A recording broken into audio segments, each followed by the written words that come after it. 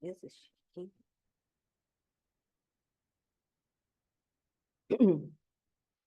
सदा स्मरामि सहृदि संस्फुरदात्मतत्त्वं सच्चित्सुखं परमहंसगतिं तुरीयं यस्वप्नजागरसुषुप्तमवैति नित्यं तद्ब्रह्म निष्कलमहं न च भूतसङ्गः तद्ब्रह्म निष्कलमहं न च भूतसङ्गः. I meditate always within my heart on the self-effulgent Atman, the existence, knowledge, bliss absolute, the goal of the great ascetics, the transcendent and the eternal, who is beyond the states of waking, dream, and deep sleep. I am verily that indivisible Brahman and not a combination of material elements. Atmabodha. In our last study,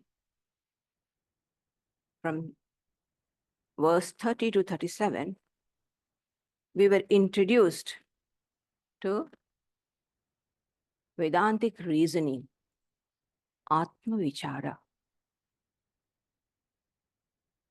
The Vedantic discipline or the Advaitic discipline is sravana, manana, nididhyasana. Sravana, we listen or reading of the scriptures. We study the scriptures. We listen to our teachers and we ponder over it. We reflect the pros and cons.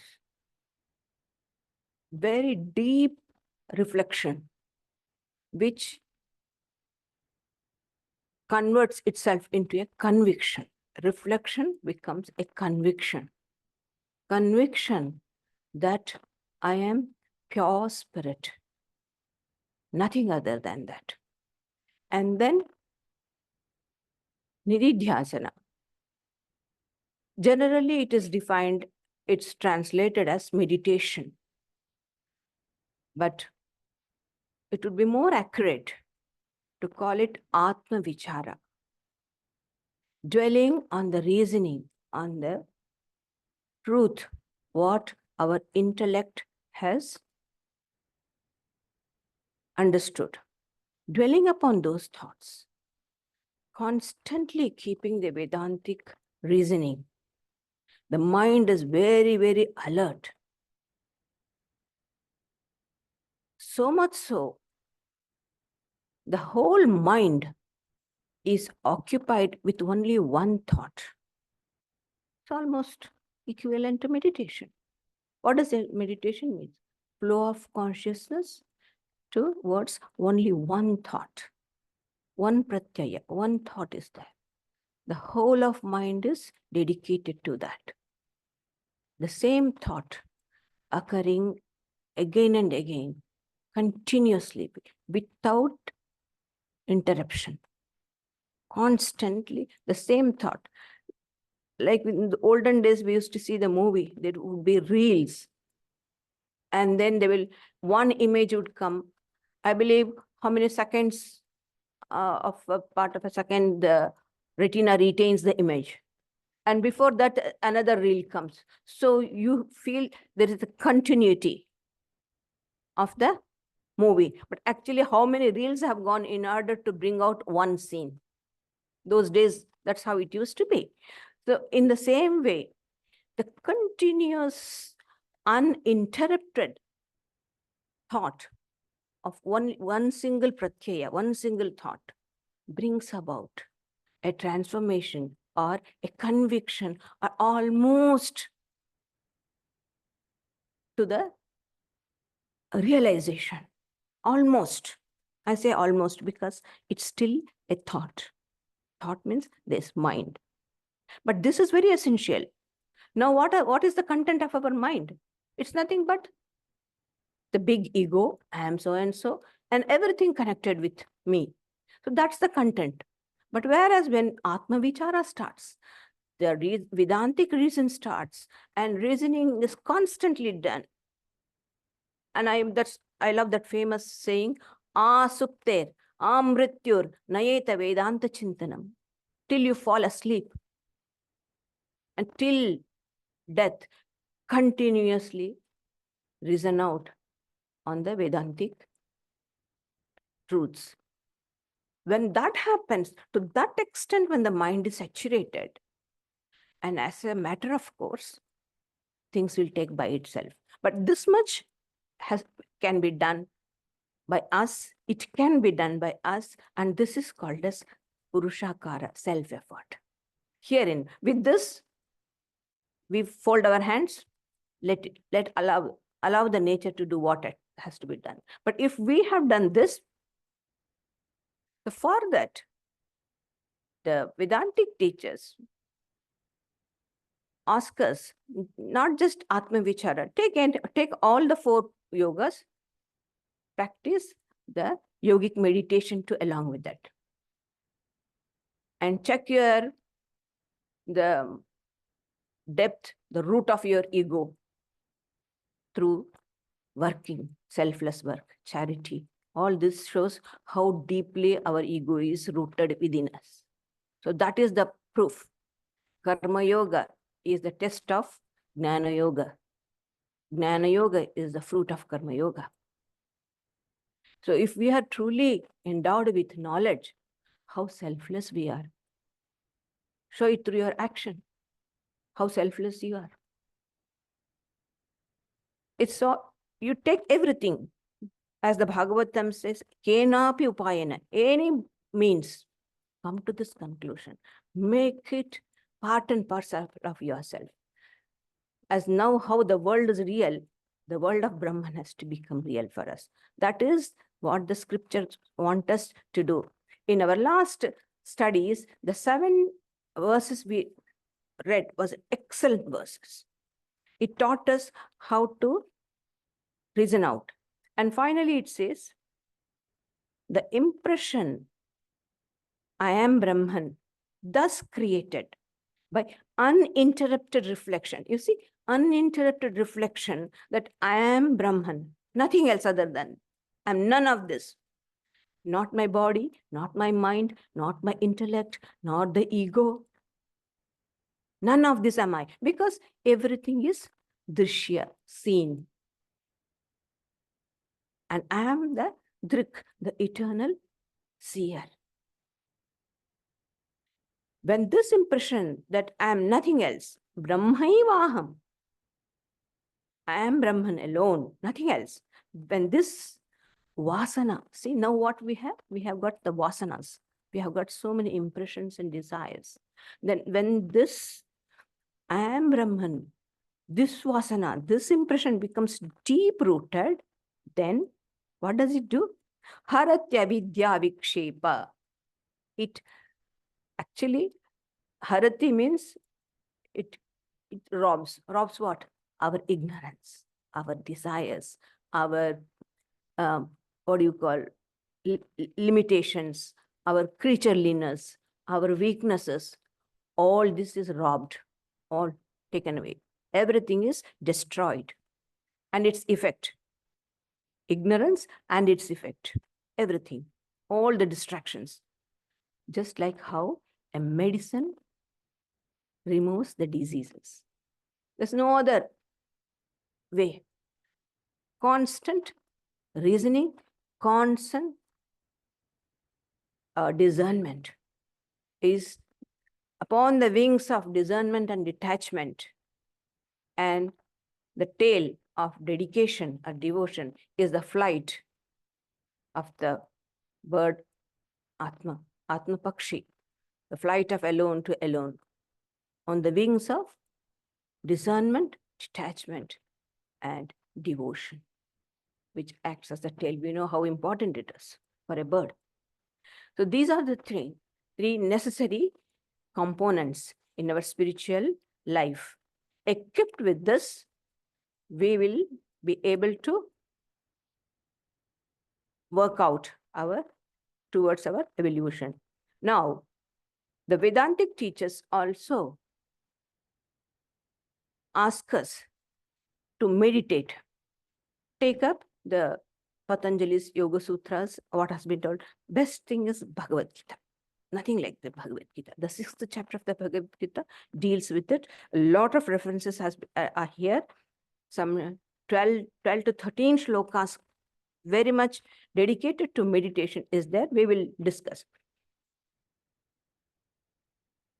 Now we come to the, it put that, Vivekta Desha Asina.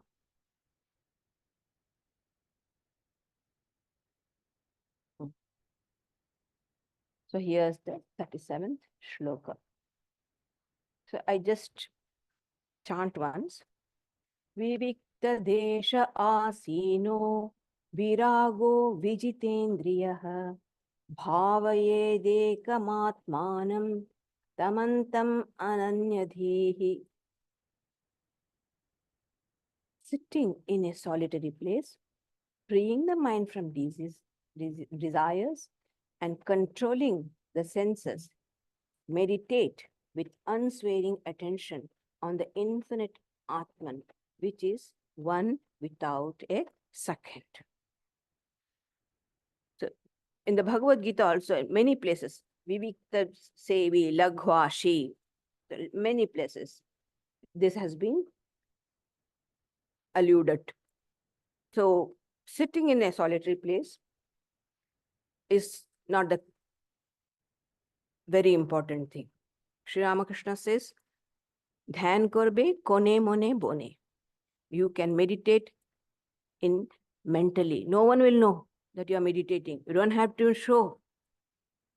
Just with wide eyes open, you can still meditate because it's a mental activity. The whole mind is pondering about something different.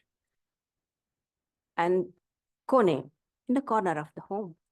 In one, set up a corner where people don't come and disturb that. And then if you can go some to retreats, the bushlands, forest, that's fine. But even these two are very good. Mind and a corner of the room. Because we are at home. No, we don't have to go anywhere. We can. That is okay. But what's more important is viraga and vijitendri. Detachment and vijitendriya. If detachment is not, certain degree of detachment is not cultivated, naturally, the desires will prompt me. Maybe, oh, that I didn't do. I should rather first finish that and then come and sit again. So, see, something came, got up. And vijitendriya, if the mind is not, the senses are not under control, the mind will go back. Some sound, somewhere something happened, some sound we hear, and thought after thought, we go very far away from. We might be seated in the seat, but we may be going around the world. So what's more important is vijitendriya. To certain degree of detachment and discipline of the senses are very important. But the main sense, the 6th sense, what we call mind, if that is under control, then half the job is finished. And if that mind has a taste for higher things, much of the struggle, if not, meditation is a continuous warfare. If the mind likes, if it has an interest for something, if it has a taste for higher things, naturally, it will cooperate with you. So that creating taste doesn't come once for all. Constant practice is needed. When I came newly to this place, they were eating pastas. I got frightened looking at it. I wouldn't. I broke all the pastas and made upama. But now I can eat because I slowly started learning, taste it. Yes, I like it, but I don't, not much, but still I like it. So it doesn't come out once for all. It takes time. If that can be for this, some eatable thing, very gross thing I'm telling, And what about the subtle thing, which the mind has no clue at all? Constantly the mind is going outward. It knows everything about the five senses: touch, taste, smell, all this, but nothing other than that. So such a mind, to bring it, to make it something likable, it's a hard task. But practice, and it abhyasena tu kaunteya vairagena cha grihyate, Shri Krishna says. Through practice and certain amount of, so even to see a good soccer or a cricket, you should have certain aesthetic attachment. If that is not, then you will end up in betting and doing all sorts of nonsense, what we see. So aesthetic detachment is very necessary. And what to speak of in spiritual life? Certain degree of detachment has to be there in order to take the very first step of in spiritual life. Certain degree, it has to come. And when it comes only, we will feel a liking towards spiritual things. It goes together. And what did it say? Meditate with unswearing attention. The attention should not deviate, go away from it, on infinite Atman, which is one without the second. So the Lord, you can say, or the reality behind the whole universe, the whole existence, is one and non-dual. Because there cannot be two infinity. When we say infinity, infinity is always infinity. It's one. It's nothing. You want to say one is not correct. That is why it's Advaita, one without the second. The stress is made. It's not Ekatva. If not, we could have called Ekatva. Instead of saying Advaita, we could have said Ekatva, oneness. Oneness implies there is something else. So denying completely, it's one without the second. That's the only reality. And that reality is concerned about me, about us, individual, each one of us. It's something. It's very important. See, if we are truly selfish, then we would work. What is selfishness? I'm concerned more about myself. And what can be more important, what can be more real than my true spiritual nature? Actually, we are not at all selfish. If we were selfish, we would discard everything else and dedicate ourselves to our spiritual truth. No, we are outgoing. We are selfless. So we go out. It's better to be a bit of selfishness is good, so that we come in and seek our true source, which is infinite, which is all-inclusive. Only then we will have that, we will understand what unselfishness is, what compassion is. If not, it's all lip word. Only people who are truly spiritual can be compassionate, can feel their oneness with all. Otherwise, it's just sound, nothing else. That this one consciousness is the reality, and that's reality about us. And without deviating from it, constantly one need to meditate. Just a few beautiful shlokas of the Gita. I better read it. The 6th chapter, it starts. Just one sentence I'll say, and I'll read it. Yogi yunjita satatam atmanam rahasi sthitah. That's one shloka. 10. The yogi should constantly practice concentration of mind, retiring into a solitude, alone, with the mind and the body subdued, free from all anxiety of hope and possession. See, vivikta desha asino, and controlling the mind. It's the same. And then, Shruchau deshi pratishtapya sthiramasana atmanaha, having established his or her seat in a clean spot, firm, neither too high, not too low, and made of a cloth, a skin, a kusha grass, arranged consecutively so that the seat is firm. Because when you start meditating in your early days, you tend to doze off. And then you fall away. So at least if the seat is firm, you will not fall. This is the reality when we all have gone through that. So, and then tatraikagam manakritva. This is another shloka. There, seated on that seat, making the mind one-pointed and subduing the action of the mind and the senses. Let him or her practice yoga for the purification of the heart.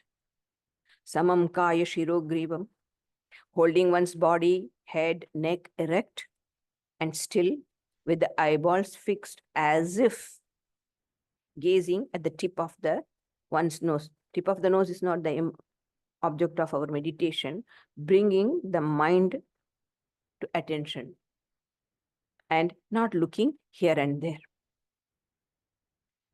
Prashantatma vigatabhi brahmachari vrate stitah.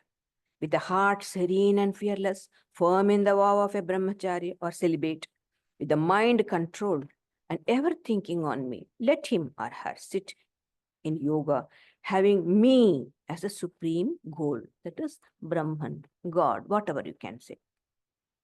Success in yoga is not for the person who eats too much or one who doesn't and who does not sleep for a long time and who sleeps more. That is no indulgence. Indulgence is not for a yogi. Yuktahara, so always very temperate in eating, recreation, work, rest, and everything, all vigilant. Then yoga becomes a destroyer of miseries. And then there's another shloka, Yatha Deepo Nivatasto, the example of a light, a candle in a windless spot. As a lamp in a spot sheltered from the wind does not flicker, even such has been the simile used for the yogi of subdued mind, practicing concentration in the self. It's the desires are the wind. They take away the mind away from the object of our meditation. So that's the main thing, viraga and vijitendriya. Abandoning without reserve all desires born of sankalpa and completely restraining by the mind alone the whole group of senses from this object in all directions, or bringing the senses to one particular. And then he says, in one day doesn't happen. Takes long time of practice. Shanai shanai uparamed buddhya dhriti grihitaya.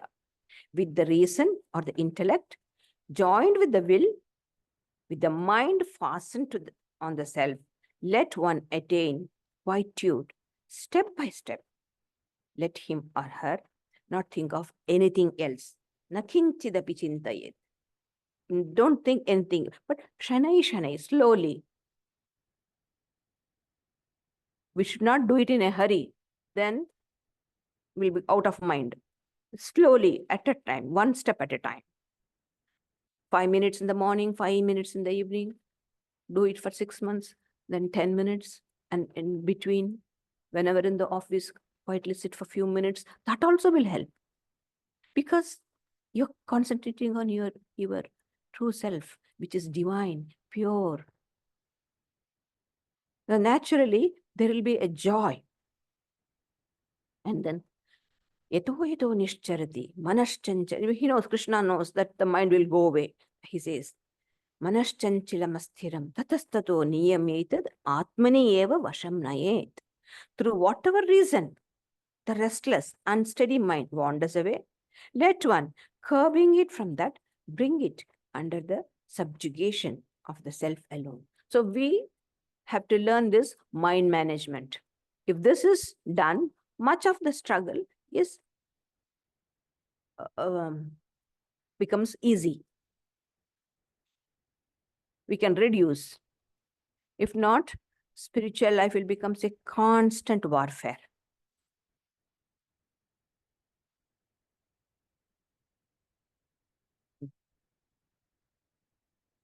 Atmanevakhilam drishyam pravilapya dhiya sudhihi bhavayedekamatmanam Nirmalakashavat sada. The wise one should intelligently merge the entire objective world in Atman alone and constantly think of that Atman as the stainless sky. So the wise one, the person who has understood the immanence of the world and who is in search of something which is stationary, constant, enduring, abiding, the reality. So Atman is the one abiding reality. Hence, the wise has to intelligently merge. It is not like dissolving a spoon of sugar in a cup of coffee. It can't be done in that way. How do we do? Through Vedantic reason. What's the Vedantic reason? Merging the entire objective world is done intellectually, intelligently, very intelligently, through reason. Because the whole of the entire perceived universe, starting from my own body and mind and intellect, to the whole cosmos, whatever, is nothing but it's falsely superimposed on the reality. We have the famous example of snake and the rope. The snake is superimposed on the rope. The rope is there. If the rope is not there, there is no question of superimposition at all. Superimposition can never be there. It is because the reality is there. There is a superimposition. Adhisthana, something is holding. And what? The snake is one with the reality. The snake is not a bit far away from the rope. No, it is on the rope. It is one with the reality. So the whole universe is one with the reality Brahman. The moment you understand that is rope, the snake vanishes. You can't even see the tail. No, I did see. No, it cannot be. When you recognize it as a rope, the snake has completely disappeared. But till then, the snake was one with the rope. So the universe is one with Brahman.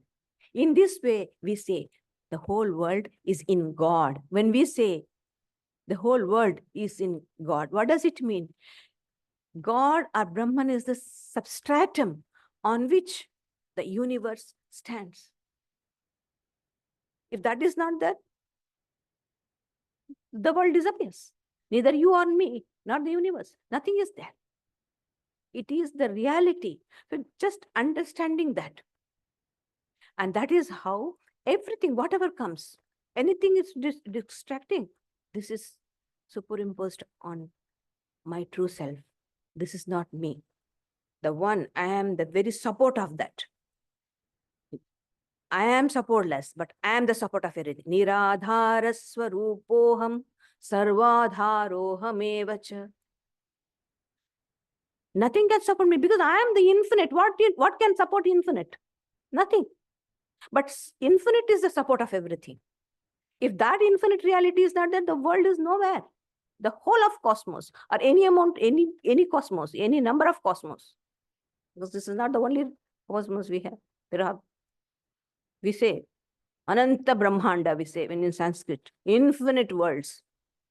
Nothing will survive or exist without the real. So that means to say, in this way, intelligently, we understand that the emptiness of the universe, it is insubstantial, the word without Atman. This is what is called as merging everything, all that is seen in the Atman. When this is done continuously, then and constantly think, I am that eternal witness. Like how? Like the clear sky of the autumn.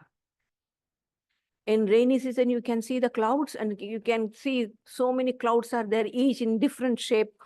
One can imagine according to one's imagination. Someone will see, oh, what a beautiful bunch of grapes are falling because And sometimes you can see like sand, like a beach. Sometimes because we have, when we open early in the morning, the window, you can see the whole sky. And sometimes I see as if all the clouds, like little sand, it's spreading. It has spread everything. And that the sunlight is falling. It looks so beautiful as if sand. So many types of imaginary things are there. But in the autumn, what happens after the rain, especially this is Atmabodha is from Shankara, he's from tropical country. After the monsoon, the moon, sky is very clear. And even we describe the beautiful face of the deities as Sharat Chandra, the moon of the autumn moon. In the autumn, the moon is very clear because no clouds, clear sky. So this Atman is clear like the sky, vast, infinite. And Sri Ramakrishna gives beautiful example. Just imagine vast blue sky, on that a bird is flying on the top with wings scattered, and so it's so happy. Nothing is obstructing, nothing. So the Atman, this is he gives an example for meditation. You can think of yourself as the bird, the Atman, in the Akasha. The Atman is flying, the Chidakasha, in the cosmic, in the sky of consciousness. The self is flying like the bird. So these are the, for meditation, very useful. So here, buddhi, see he's saying, and this Shankara has, from the Bhagavad Gita, I'm quoting the shloka. He says, Shanai Shanai Uparamed Buddhya Dhriti Grihitaya. See, buddhi is there, intellect is there, dhriti, will is there, and intellect and the will together are working on the mind. Mind is something low. You cannot control by itself. There should be something higher to control the lower. The horses are there. And horses can be controlled only with the rein. And the rein should be in the hands of a charioteer who is alert, in order that we complete our journey. So one is controlling the other. Senses, horses, unintelligent they are. Left to themselves, they will ruin our journey. So that has to be controlled through the reins. Reins are better, hard, firm. You can hold it. And it is in the hands of an intelligent person. So the horses are the indriyas, the rein is the mind, and the buddhi is the intellect. One who understands what is right and what is wrong. All this, and what? Atmani, buddhyadrithi grihite atma samstham. What is meant by establishing oneself in the Atman? Means what? This firm conviction, there is nothing else other than the Atman. Shankara says, establishing the mind in the self means the conviction that the self alone is all, and that there is nothing other than it. The self alone is all. The whole universe is nothing but the self. Why? Because when the snake is superimposed on the rope, the snake is one with the rope. The universe is one with God. It is in God. It is one with God. The theistic way of explaining. It's one with God. So the whole thing is nothing but Brahman. One of our Swami Nirvanananda, I believe once our brahmacharinis had been, and these brahmacharinis were quite philosophical and very interested in arguing and all that. They had a small arguments with him. In front of him, they were arguing. And then he said in one sentence, Brahman misunderstood is the universe. Brahman misunderstood is the universe. When you know the universe correctly, what is it? It's nothing but Brahman. When you understand this, when the rope is misunderstood, it's the snake. And its effect is fear, run away, bring the stick. All these are its effect of that fear. It's a negative thing.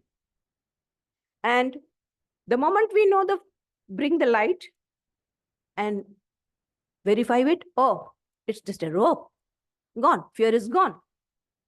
And then go do our duties.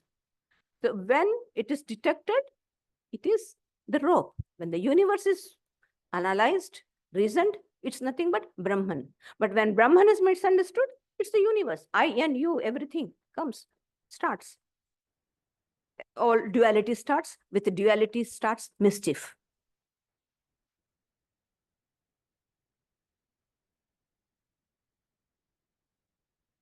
Oh, sorry.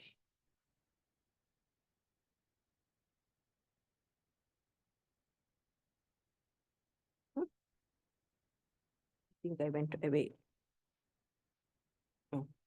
Rupavarnadhikam sarvam vihaya paramarthavit paripurnachidananda swarupenavatisthate. He who has attained the supreme goal discards all such objects as name and form and dwells as the embodiment of infinite consciousness and bliss.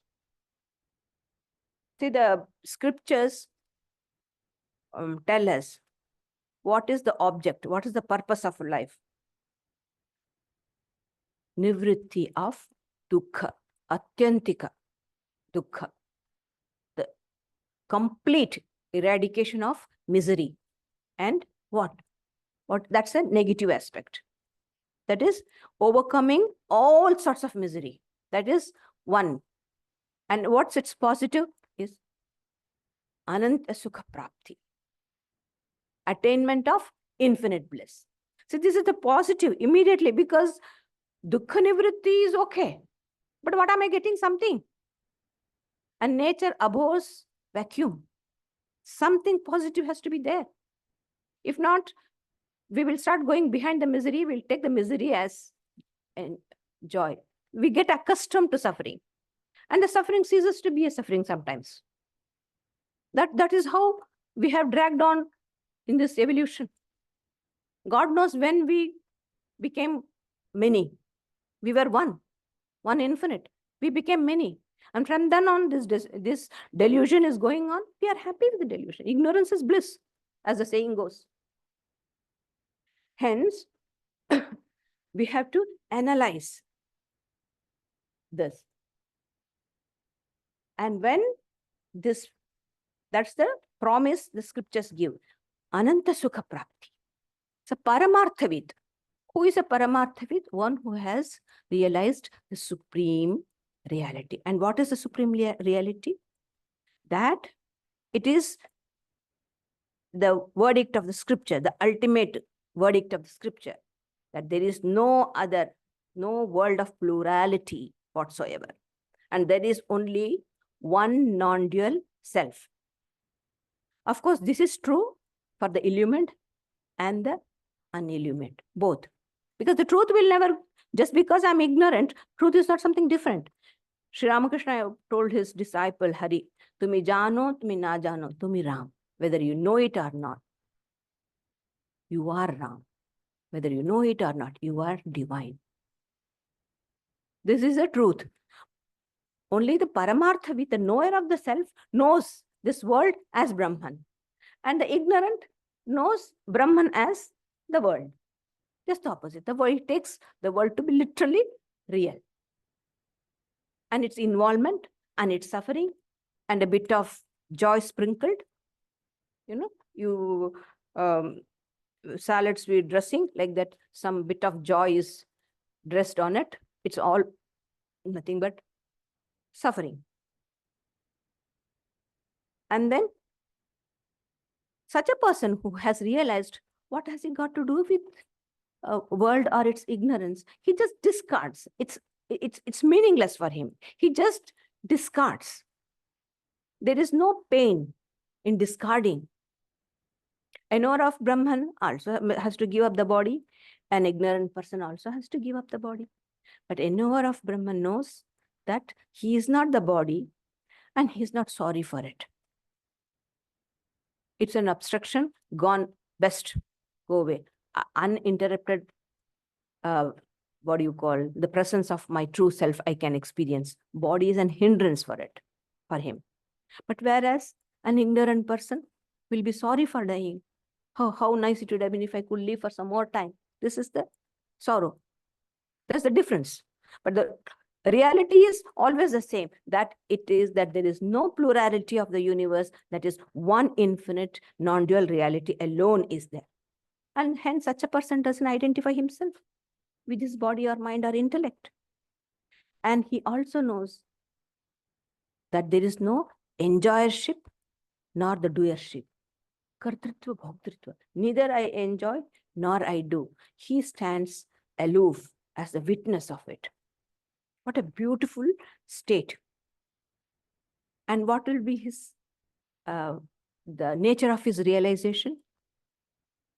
His realization is that he is not an individual, but absolute reality, which is Sat Chit Ananda.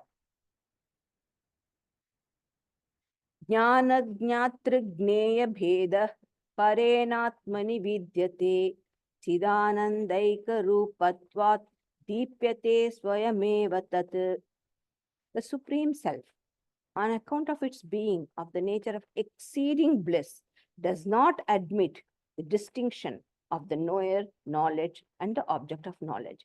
It alone shines. So this shloka is very, very necessary at the when far advanced sadhakas. It means nothing for us, but still, because it is there, I would like to explain. For anything, whatever we want to know or enjoy, do, three things are necessary. One is the cognizer. The second is the act of cognition and cognized object. These three. Enjoyer, enjoyment, enjoyed. Knower, knowledge, known. So these three things are always there. You cannot, wherever the mind is there, wherever the function of mind is there, these three things will be invariably there. Then doesn't mean that this mean to say that in our final realization, when we realize ourselves as the Atman, we need to have, does these three things exist in that experience? In the lower samadhi, savikalpa samadhi, like for example, meditation on form of a god. Yeah, there is a Lord whom we love. There's an act of love, and we love him. Here is a sadhaka, and there is a sadhana, and there is sadhya, which is to be attained. This is lower. But in ultimate reality, these have no meaning. So this actually, this shloka, I'm not going to delve much because it means nothing, because it, as the mind deepens into sadhana, then this becomes very crucial. For the time being, absolutely, this is not a very important shloka for us. So I'll further proceed. Evamatmaranau dhyana mathanena satatam krite uditavagati jwala sarvajnanendhanam dahet. By constant meditation, comparable to the rubbing of the firewood, is kindled the flame of knowledge, which completely burns up the fuel of ignorance. Constant meditation. Holy Mother is to give a beautiful, simple example. As you keep handling the flowers, in tropical country, every single flower has its distinct fragrance. When you keep handling the flowers, the hands retain the fragrance of the flower. When you make sandal paste, as you keep on rubbing the sandalwood, fragrance comes from it. And as you keep on thinking, pondering on the higher things and God, the knowledge of the Atman comes. She used to say in Bengali, "Fool nada chada kurte kurte, ghran hate ghran ber hoy, চন্দন ঘষতে ঘষতে গন্ধ বেরায়, ঈশ্বর চিন্তা করতে করতে তত্ত্ব জ্ঞানের উদয় হয়। The knowledge of the Atman comes. Holy Mother says, very simple way. See, because this is all we do in the shrine work, we do lots of flowers arrangement, is that we deal with the flowers. So she says, when you handle the hands, retain the fragrance. So if the mind is constantly thinking of higher things, the subtlety of the mind is like how we sharpen our knives on the sharpener, and it becomes fine enough to cut the hard crust, hard stuff. We have in Swamiji's hymn, Anitya drishyeshu vivicya nityam tasmin samadhat smalilaya viveka vairagya vishuddha chittam yoso viveki namaham nama. So this capacity to break the crust of name and form, this anitya, drishya, this unreal seen world, avidya, ignorance. So the universe is come out of ignorance, the prakriti.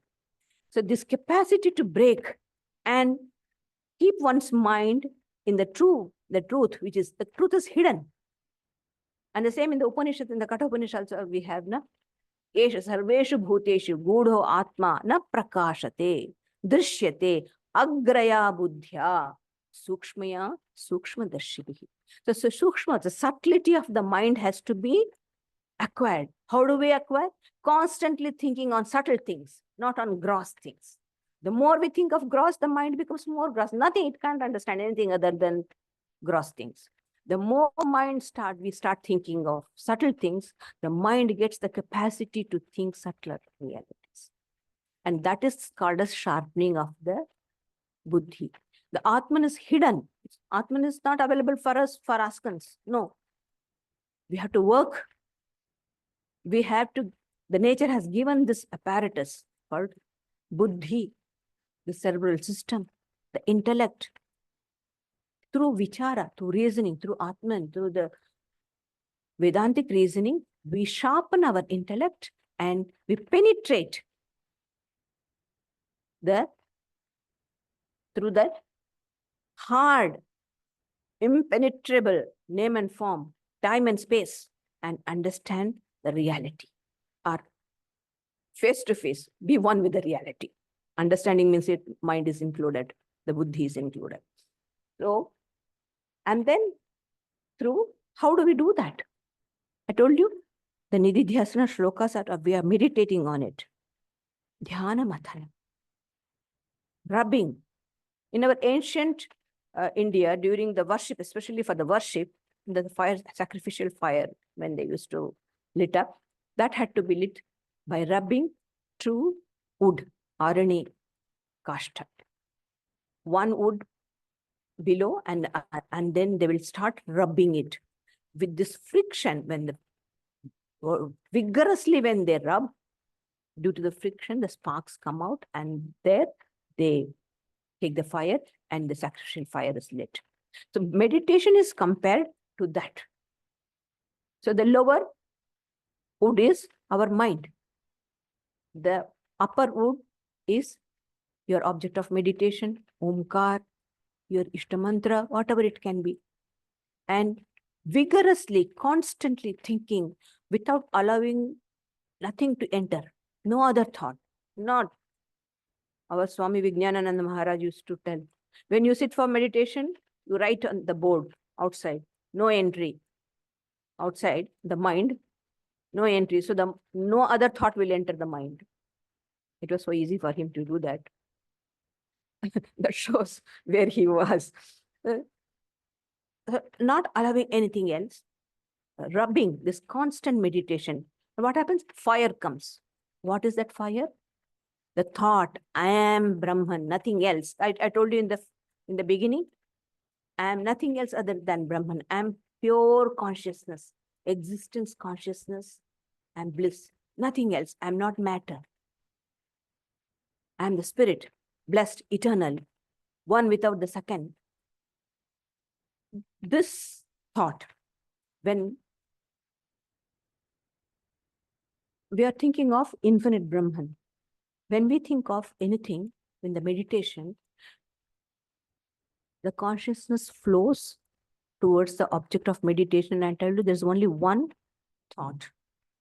And continuously, when the thought becomes steady, then our object of meditation also becomes steady. The image, what we are meditating, becomes very steady. In the same way, when we are thinking of Brahman, we create akhanda akara vritti, a vritti which is infinite self, unbroken, infinite self. Thinking of too many things is broken thoughts. This is one thought, that's one thought. There can be no meditation. But when continuous one single thought on the infinite self is created, a akhandakara vritti is created. All our spiritual practices, all our struggles, all our meditation, all our studies, all our reasoning is only to get this one vritti, this one thought, firmly rooted in the mind. So solid. Like now, I have got this jivahood, individuality. Then I will get Brahmanhood, that I am infinite Brahman. Just as now how this world is real to me, my real nature will be real to me at that time. But still it has a thought. It has a thought. It's a product of mind. Very subtle mind is functioning. Very, very subtle. You are hardly aware of that mind. Mind is there. Because mind is there only, there is a thought. But that thought is so sattvic, so pure, so subtle. You are not able to detect. But that one spark we know a spark can cause a bushfire. One spark goes from this road to that, and then there the bushfire starts. So one spark of this, it will destroy the whole of ignorance. This thought is mentioned as fire. Just as a fire, one single spark can destroy the whole forest. So this one thought, one idea, it can consume all the fuel. And what happens? You don't have to go and put water. When all the fuel is consumed, what it becomes? The fire is put off. It goes by itself. In the 5th shloka of this, we had, Shankara had given us the example of Katakarenu, cleaning the water. In India, the Ganges water we bring, the river water, it will be muddy water. So what we do is, there's a kataka fruit, and we rub it and take the, what do you call that, pulp, and put it in the water. Just mix it and leave it.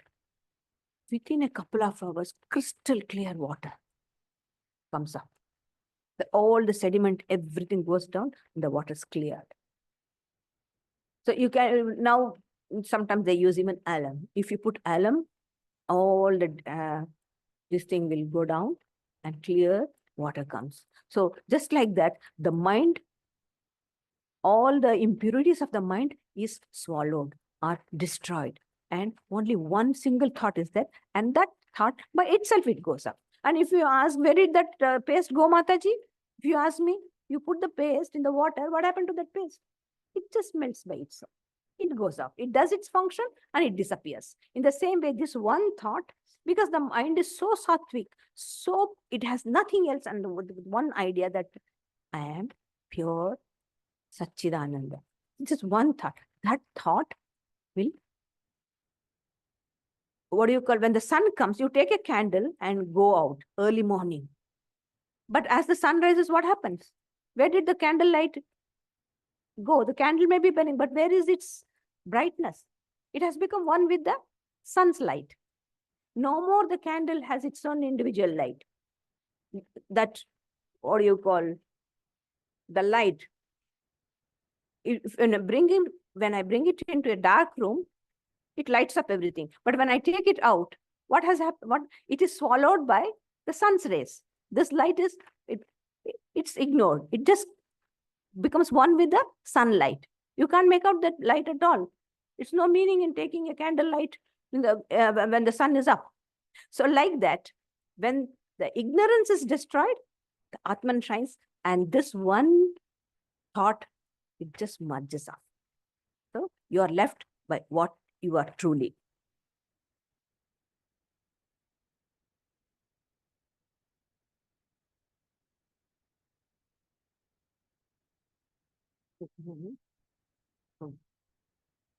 Here, Arunenaiva bodhena purvam santamase krite tata avirbhavedatma swayamevamshu manava. The sun appears after the destruction of the darkness by dawn. So Atman appears after the destruction of ignorance by knowledge. Now, in Indian mythology, sun is considered as sitting in a chariot, and he comes in the morning, and it's driven by horses, and the charioteer is called as Aruna. That's dawn. He is the dawn herald. So before the sun can come, the dawn is there. So in the same way, in the dawn, it's little bit of darkness, maybe the slight, but the sunrise is coming, so the darkness goes off. So that means the Aruna comes and pushes off all the darkness, and then the sun rises. In the same way, as we keep on thinking and thinking and thinking and meditating constantly, ceaselessly, when we start thinking about our true nature, then what happens? It will destroy all the ignorance, and the Atman is there. When the ignorance is gone, Atman alone is there. Rainy day, absolutely no sun. Day after day, thick clouds.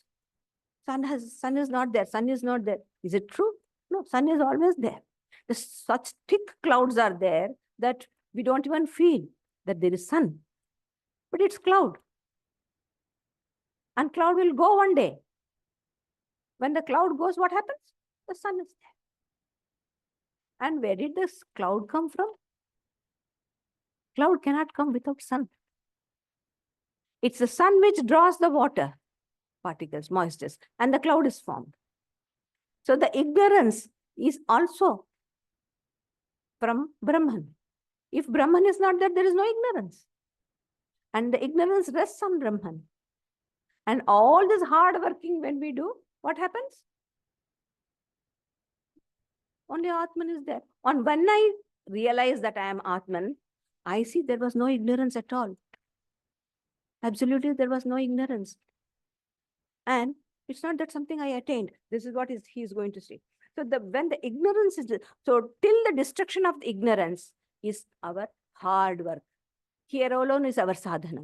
Our sadhana is only to create a strong conviction, a strong samskara, prajna samskara, knowledge, samskaras of knowledge that I am Brahman.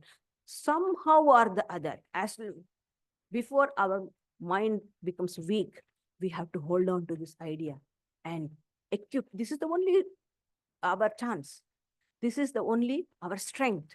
That is to stand on our own true nature.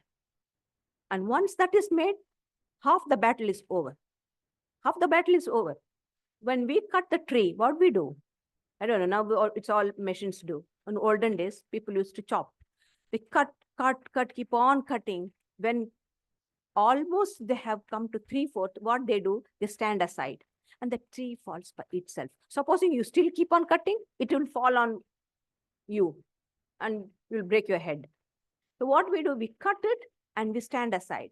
The same thing, we create this samskara, prajna samskara, strong samskara, I am Brahman. So much so, even midnight, somebody pushes and calls, who are you? We should be able to say, I am Brahman.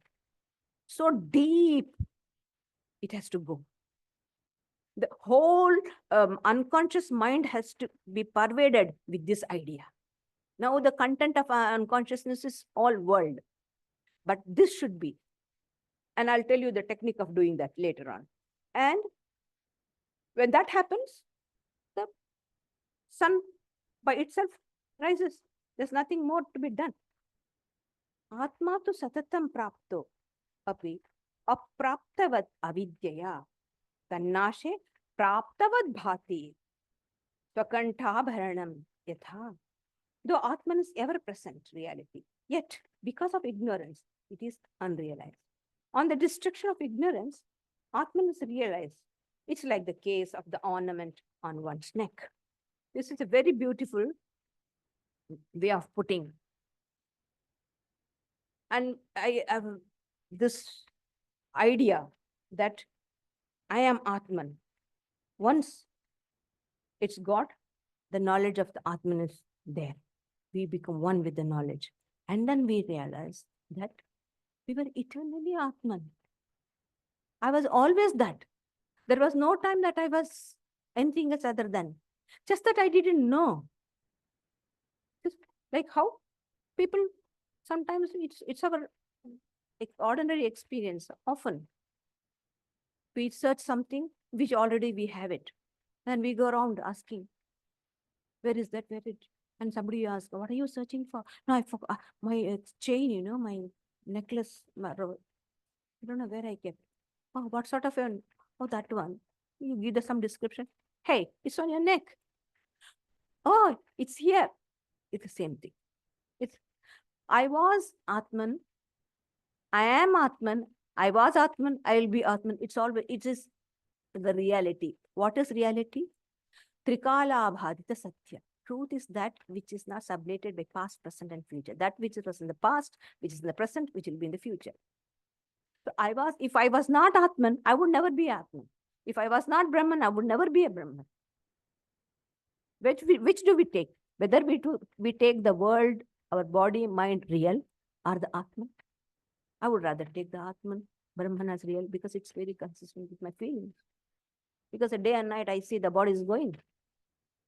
Knowing that, how can I say that that is real? So if Atman is truth, it is always there. It is never. But due to ignorance, we feel, oh, I have to realize Atman. I have to work for it. I have to work for my evolution. What evolution? You are already evolved. You are. Just foolishly you thought you are involved. And all this work of evolution. Why? We lose nothing. We gain nothing. We lose nothing. That's the gist of Advaita. We gain nothing because what can we? We are already the Atman. We don't gain anything. We are Atman already. Nothing special, nothing new. I was. And what did I lose?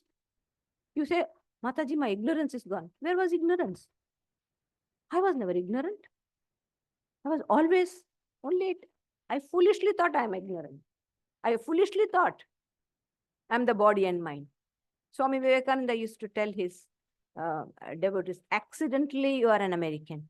Accidentally you are a woman. Accidentally you are a psychophysical organism. No, essentially you are the child of God. Essentially you are the blissful infinite Atman. We forget and we search. And all this hard task we do, what to know that we were never ignorant and that it's not we never existed, that we always existed. That is the gist of these few shlokas. I think I have finished.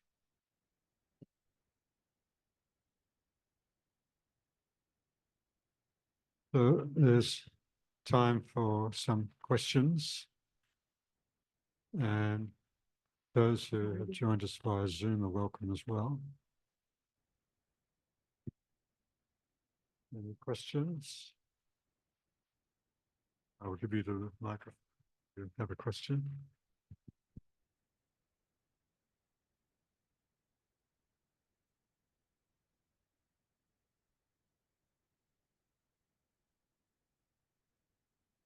Nothing much. It's a very hard subject, not easy to understand very quickly, but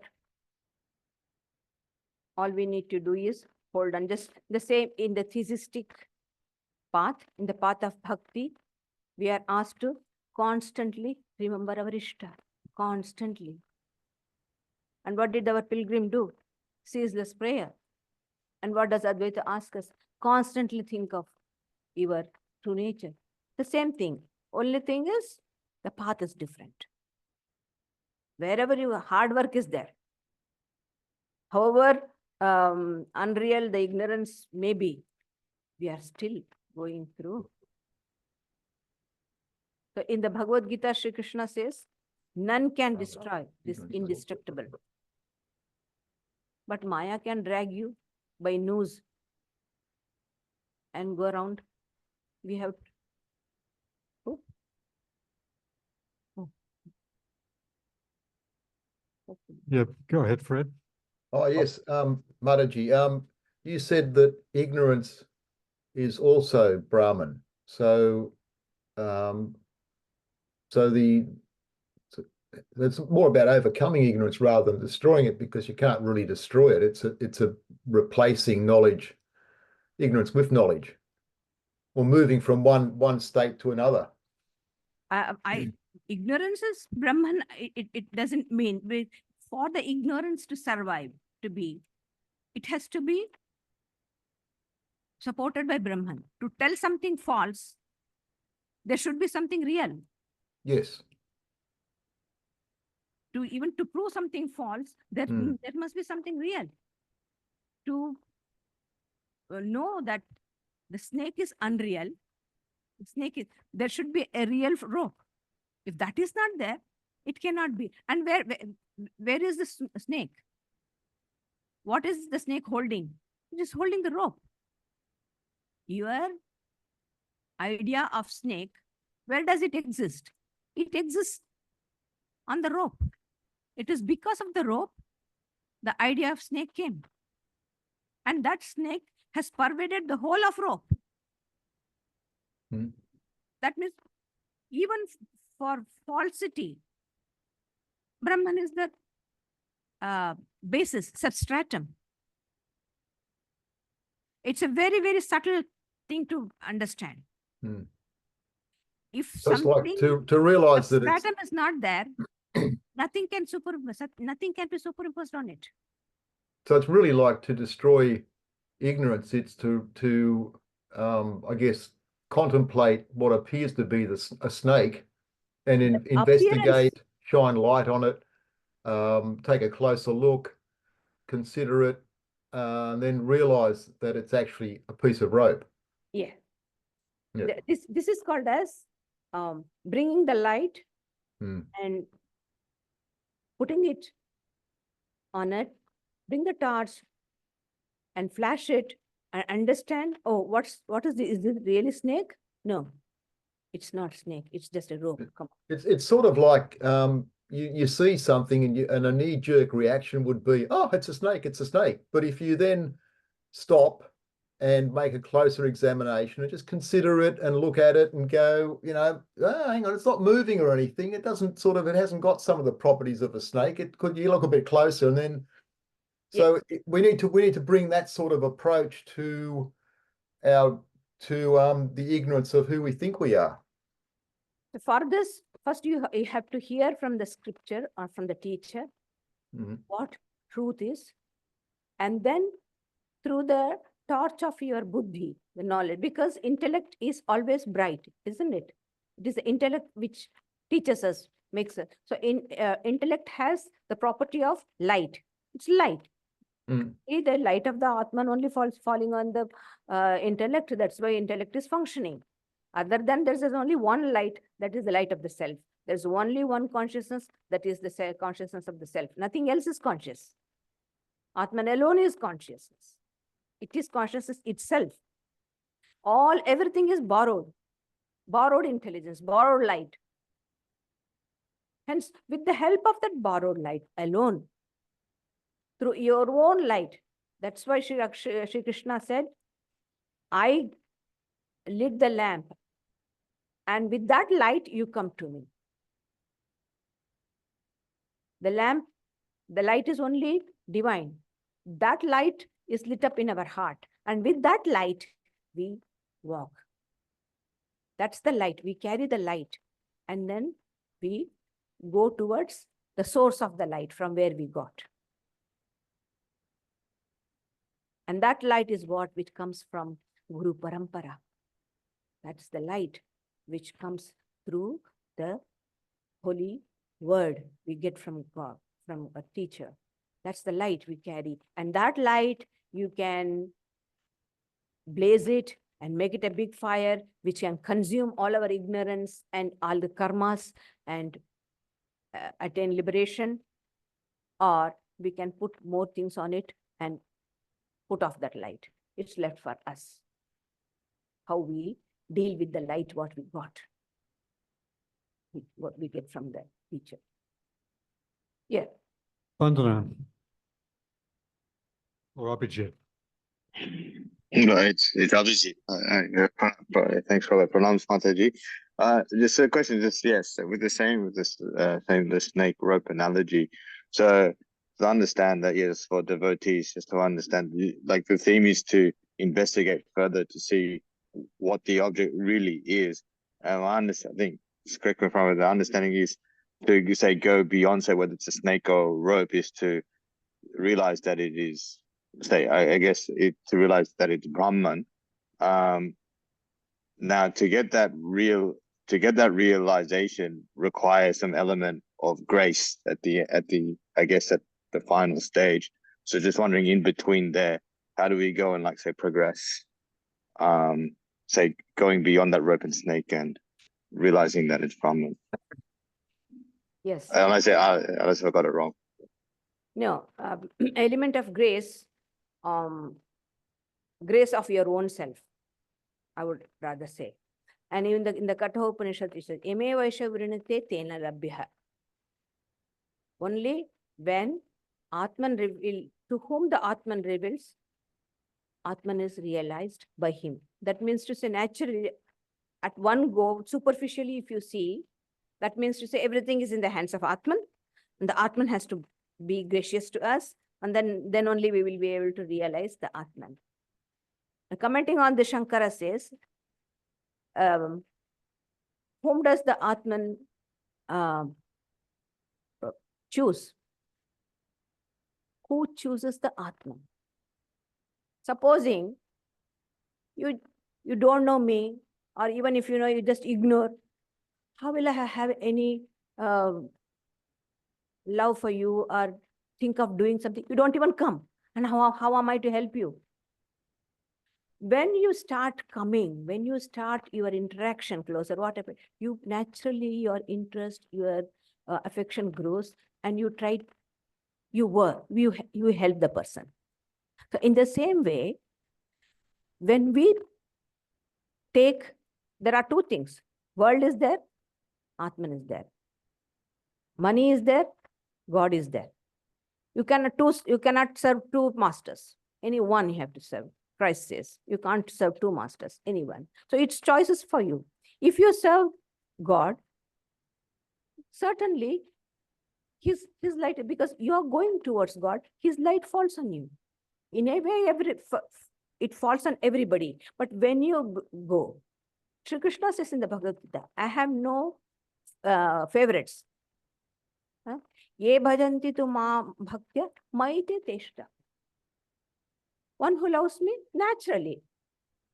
If you come, Mataji, how are you, Mataji? You keep, oh, this person, how are you? Then naturally the affection increases. If you remain away, you will always remain a stranger. So if the Atman is choosing you, that means you have chosen the Atman. You are thinking of the Atman. You are going towards the Atman. Your understanding is directed towards the Atman. So naturally, the light of the Atman falls on you. This is called as. There is nothing called as grace. We start, it's a hard work. That's why Advaita Vedanta gives more stress on the, what do you call? Purushakara, self-effort. And what you're not going to realize the Atman through self-effort. All what you're going to do is you're creating such a strong samskara that the ignorance goes off. You cannot, the Atman can never be realized by, infinite can never be got through finite. We read it in Mundaka Upanishad, isn't it? Nastya krita kritena. Akrita means uncreated cannot be acquired through creation. Body, mind, intellect, everything is created. Atman is uncreated. It is a self-existing reality. So all these instruments are not capable of getting that, because these instruments, what I have, my body, the sense organs, intellect, buddhi, prana, whatever you call, everything is, it proceeds from the Atman. The Atman is behind. It is the borrowed consciousness of the Atman is making all this conscious. I'm a conscious entity because the Atman within is there. The moment the Atman gets out, I can't even lift myself. Somebody has to lift me. So the more I go closer, the intellect becomes purer and purer and purer. So pure. Sri Ramakrishna said, Shuddha Man, Shuddha Buddhi, Shuddha Atma Ak. Pure mind, pure intellect, and pure Atma is one and the same. All is depends upon how, what do you call, hard I work, what my priorities are, and how deeply I am involved, or how serious I am about it. And before that, two things, very, very important. People don't like telling. Discernment and detachment and dedication to the ideal. These three things. If our life is rooted in it, as a matter of course, we will get the reality, truth, our whatever we are. These three things has to be very, very firm. Discernment, anything comes, cut it and see. If this is good, is this helping me to in my spiritual life? Well, good, let me go with it. If it not, push it aside. Vishayan vishavat tyaja. Shun the vishayas, sense objects, like poison. So to that extent, to know that it's a poison is good, but through it is. Sense organs, sense objects, sense enjoyments are not good, I know. But how much is the will? So our knowledge of detachment should be equal to our knowledge of discernment. Then, and our dedication to the ideal. If these things are very, very strong, in course of time, it will, as a matter of course, things will happen. But these three are the very important. Rooted. We have to be rooted in our discernment, rooted in our detachment, and rooted deeply. We have to love our ideal, which is nothing but infinite self. If these three things are there, the grace is already there. I think. Thank you.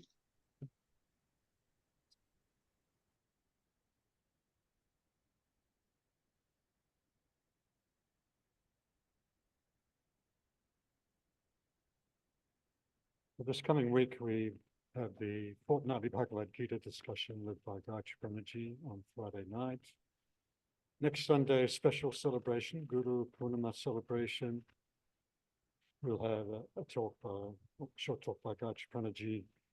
We'll have some live music, Madhu Sen and friends. I'm hoping so. Then some special video footage of revered Pravrajika Jayapana Mataji. And then there'll be some time for whoever would like to come up and reflect on the Guru in their life. And then you're invited to stay back for lunch. The following Sunday, last Sunday of the month, the topic will be relevance of Vedanta in modern times. And Pravrajika is especially preparing that talk because we'll have some guests here. It'll be a group from the Unitarian Church. They'll be coming along with our good friend Walter Mason. And he's using this as an opportunity to introduce them to Vedanta. So we'll look forward to having them with us. So thank you for coming in person, and thanks to those who joined us via Zoom.